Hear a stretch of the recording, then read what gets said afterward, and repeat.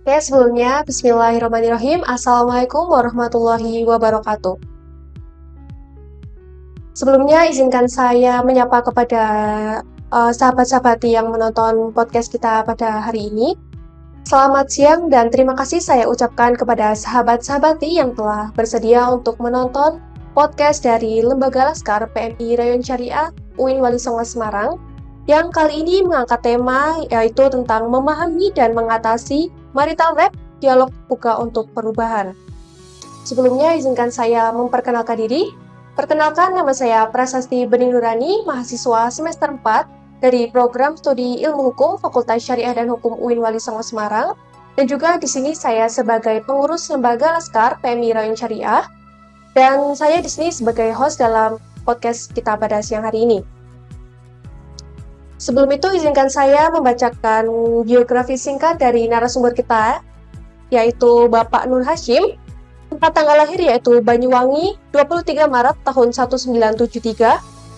Beliau merupakan dosen Fakultas Ilmu Sosial dan Ilmu Politik UIN Wali Songo Semarang, Sekretaris Badan Pengawas Perkumpulan Keluarga Berencana Indonesia Pusat pada tahun 2023 sampai 2026, CO Founder Aliansi Laki-Laki Baru, yaitu sebuah jaringan laki-laki yang peduli dengan keadilan gender di Indonesia. Lalu beliau memiliki pengalaman bekerja dalam isu gender, maskulinitas, dan juga kekerasan berbasis gender selama lebih dari 25 tahun.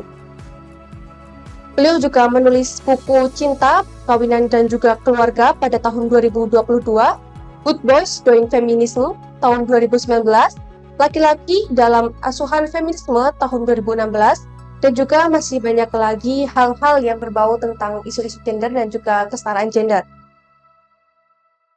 Lanjut saja kepada pertanyaan saya yang pertama, Bapak.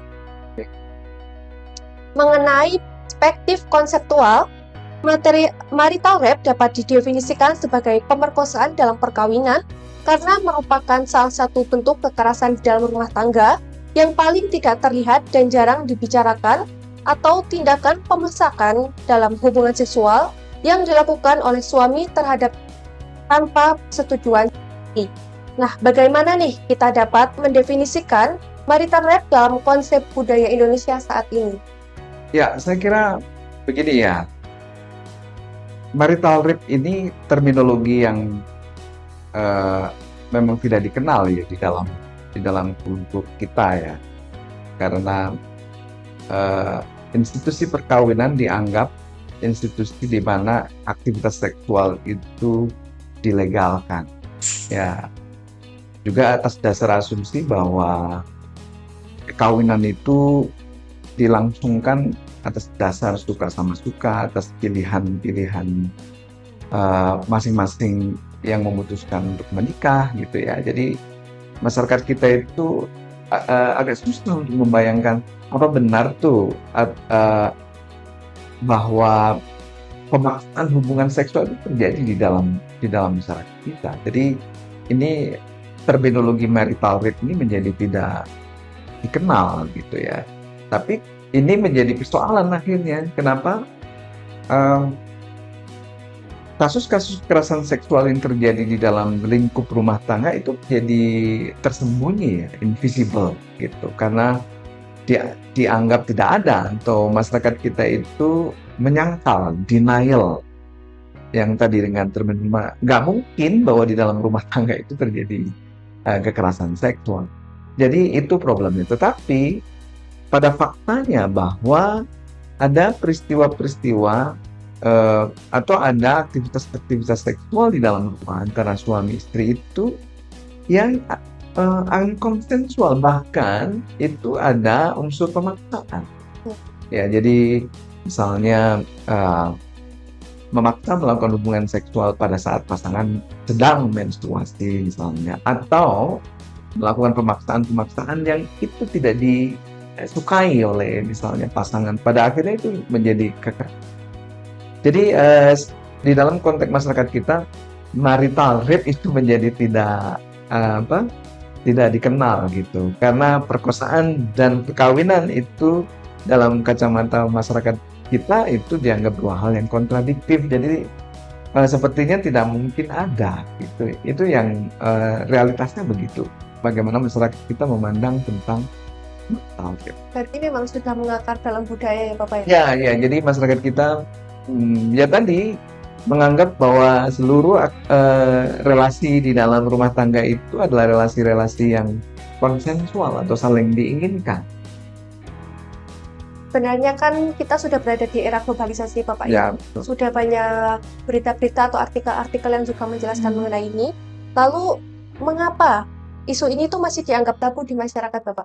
Ya, itu tidak bisa dilepaskan dari bagaimana masyarakat kita memandang isu ini ya. Tetapi kita beruntung ada Komisi Nasional Anti Kekerasan Terhadap Perempuan yang di dalam catatan tahunannya itu dia memberikan report tentang angka-angka, data statistik tentang kekerasan dalam rumah tangga, dan ada data bentuk kekerasan dalam rumah tangga, yakni kekerasan seksual. Sehingga sebenarnya adalah marital rape itu atau yang kita sebut sebagai perkosaan di dalam perkawinan itu adalah bentuk kekerasan seksual dalam kekerasan dalam rumah tangga. Jadi kalau di dalam ketentuan undang-undang PKDRT itu ada bentuk-bentuk kekerasan yang diatur ya. Salah satunya bahwa bentuk KDRT itu adalah kekerasan seksual.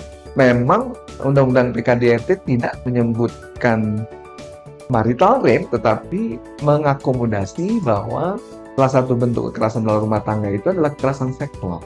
Nah, saya kira itu ketentuan hukum yang berlaku di Indonesia yang kira-kira bisa dirujuk dalam hal ada peristiwa seperti ini. Lalu ini lebih dijelaskan lagi di dalam ketentuan Undang-Undang Tindak Pidana Kekerasan Seksual (TPKS) yang memang juga tidak menyebutkan marital rape, terminologi itu di dalam undang-undang itu, tetapi undang-undang ini menyebutkan bahwa tindak kekerasan seksual itu bisa terjadi di luar kawinan maupun kawinan. Yang ya, undang-undang TPKS itu ada pengakuan bahwa ada kekerasan seksual di dalam rumah tangga, meskipun undang-undang itu tidak menyebut dengan istilah marital rape, dan ada ketentuan pidananya dan ada ketentuan dendanya itu. Jadi pertama, data-data statistik bahwa ada kekerasan dalam rumah tangga, kekerasan seksual di dalam rumah tangga atau marital rape. Lalu kemudian yang kedua, ada ketentuan undang-undang yang bisa dipakai untuk mengintervensi jika terjadi kasus kekerasan seksual. Bahkan lebih spesifik lagi di dalam undang-undang TPKS yang menyebut memang pengakuan bahwa ada kekerasan seksual di dalam maupun di luar perkawinan, dan ada ketentuan ancaman pidananya dan juga ada ketentuan dendanya gitu. Jadi itu saya kira itu perkembangan positif di Indonesia. Selain memang ada mungkin berita atau kasus-kasus yang misalnya diekspos oleh media yang itu bisa ini tadi mengubah cara pandang masyarakat bahwa yang tadi menyangkal atau denial nggak ada tuh marital rape, tapi kasus-kasus itu bisa menggugurkan ya atau bisa membantah bahwa penyangkalan bahwa nggak ada marital rape di Indonesia. Faktanya terjadi, artinya ada. Berarti media berkontribusi lebih. Ya, saya kira media ikut andil ya di dalam menyangkal atau ya meruntuhkan ya anggapan-anggapan bahwa di dalam kultur kita itu nggak ada marital rape, tapi ada kasus-kasus seperti itu dan ada aturan undang-undang yang juga mengatur. Lalu kalau dalam pandangan atau dimensi hukum dan sosial nih Bapak, apa tantangan utama dalam mengkriminalisasi marital rape di Indonesia? Saya kira tantangannya pertama tentang culture kita. Jadi pertama adalah pengakuan atau rekognisi bahwa case ini ada. Ini penting ya. Jadi tidak lagi melakukan penyangkalan lagi. Itu yang pertama. Artinya apa?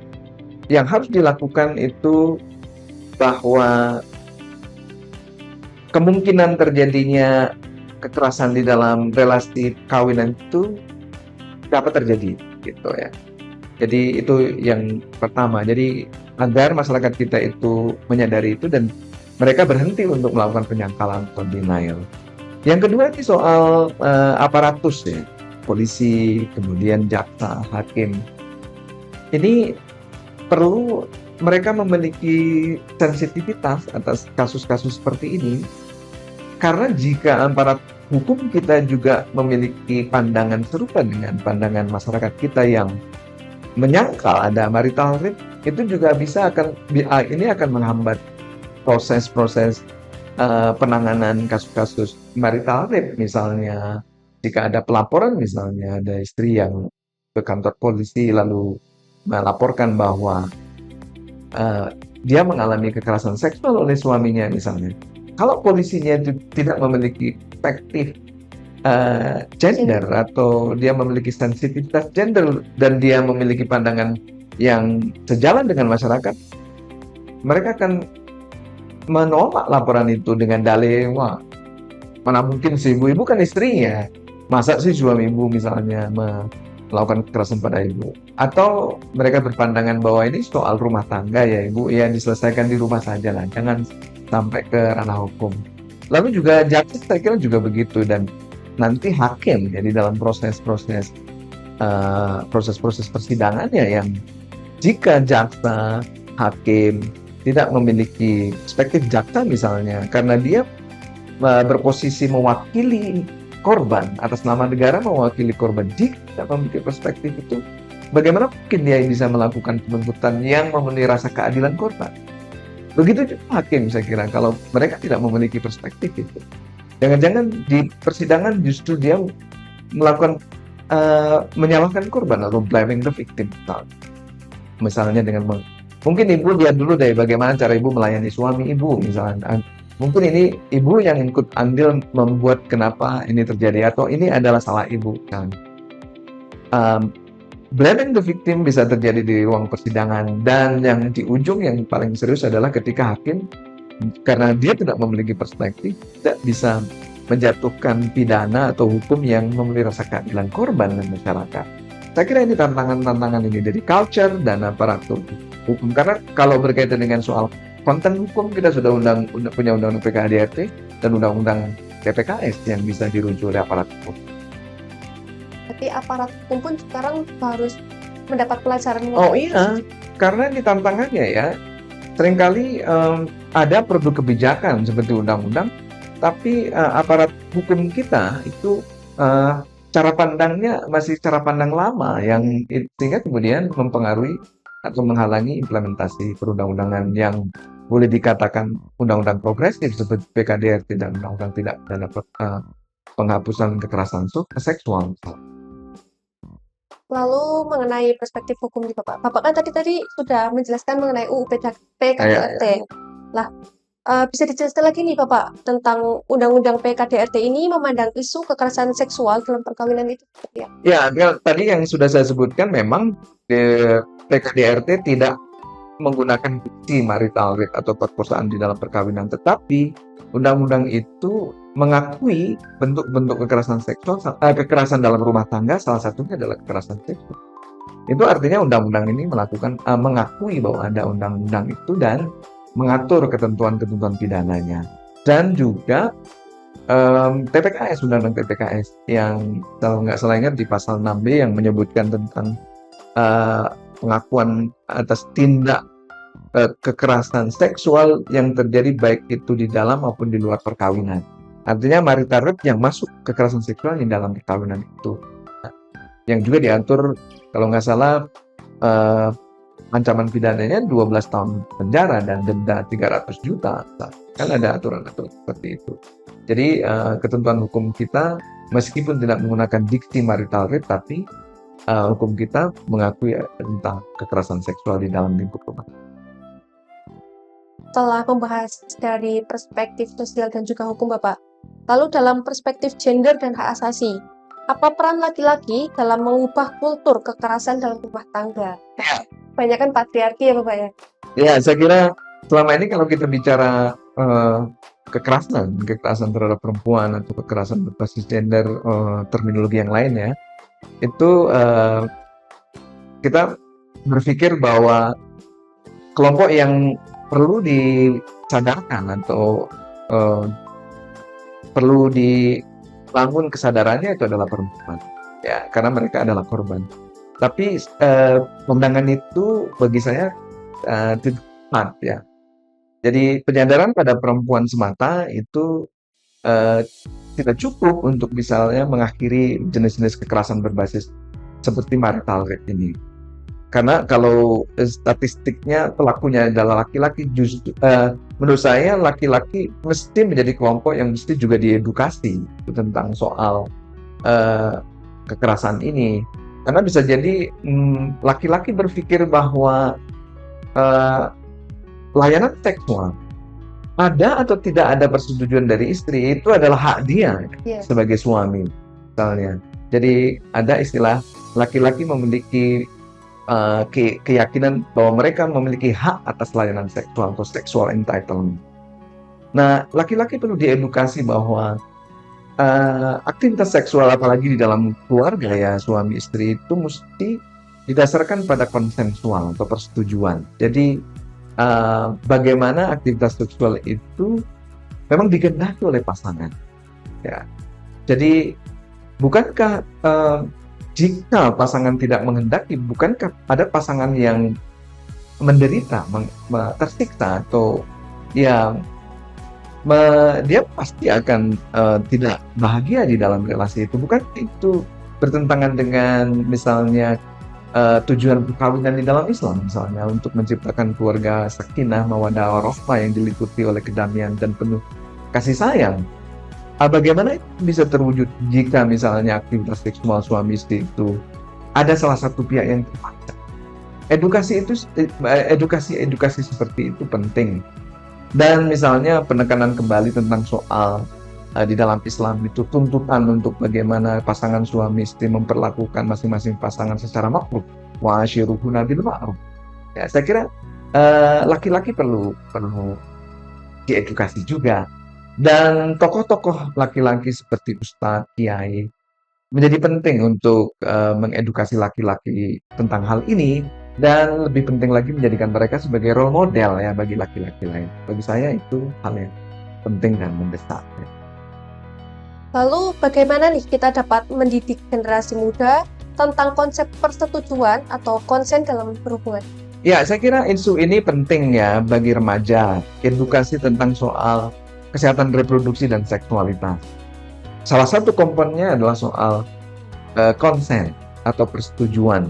Sama sebenarnya hal penting lainnya yang perlu dipahami oleh generasi kita, generasi muda, adalah soal bahwa setiap orang, laki perempuan, dia memiliki apa yang disebut dengan otonomi dan integritas tubuh yang nggak boleh dilanggar.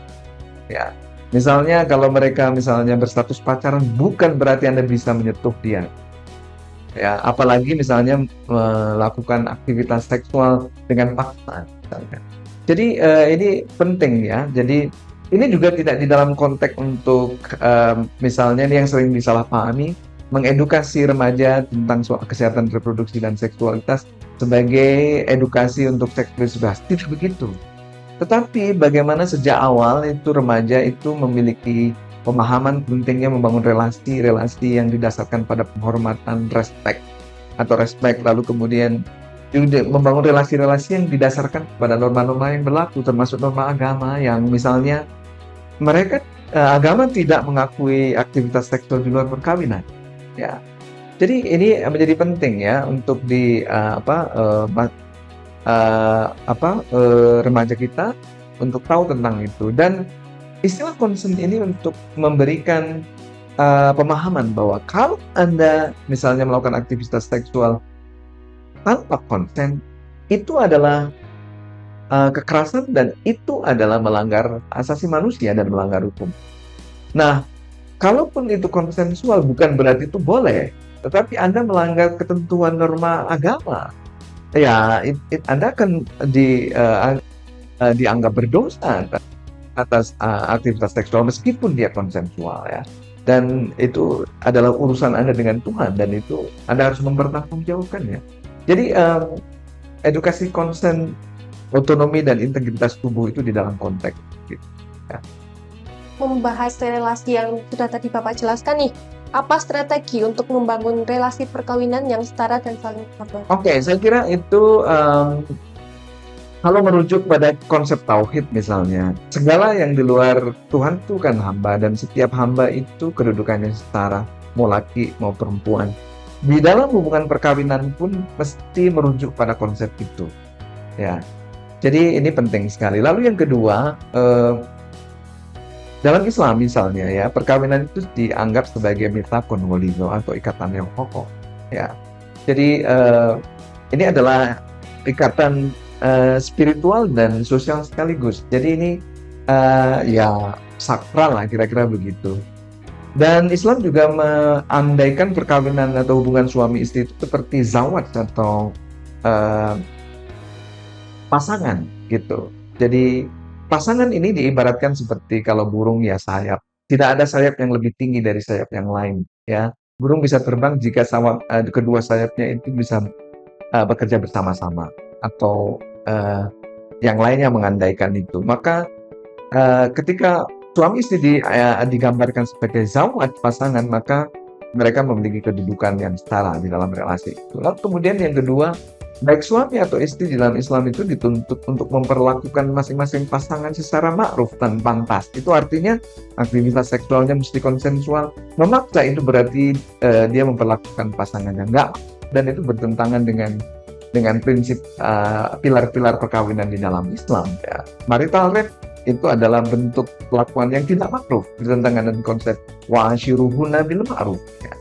Lalu juga soal di dalam hal mengambil keputusan ada ketentuan tentang syuru bainahum. Bagaimana suami istri memutuskan persoalan-persoalan keluarga itu mesti didasarkan pada musyawarah, tidak misalnya diambil oleh salah satu pasangan.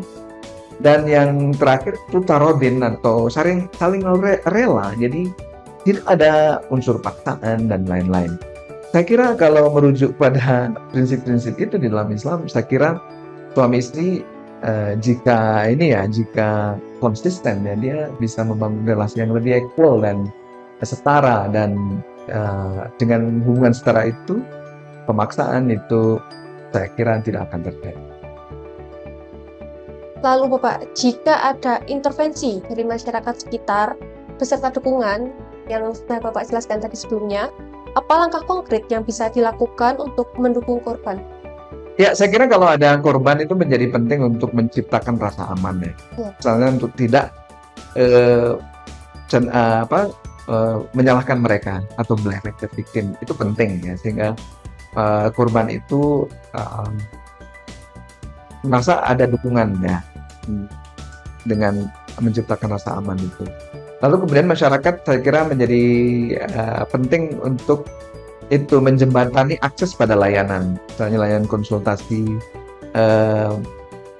psikologis misalnya. Jika ada gangguan kesehatan mental sebagai konsekuensi dari kekerasan yang diterima, masyarakat bisa melakukan referral atau rujukan. Dan kalau ada masalah fisik yang merujuk kepada layanan medis misalnya. Dan kalau ini korban menginginkan proses hukum, ya bagaimana masyarakat bisa mendukung proses-proses pelaporan untuk bisa diproses secara hukum. Saya kira itu yang bisa dilakukan oleh masyarakat untuk mensupport korban. Selain masyarakat, Bapak, peran institusi apa yang bisa berkontribusi dalam masalah? Ya, saya kira pemerintah dengan dinas-dinas yang dimiliki seperti dinas perempuan, misalnya dinas sosial.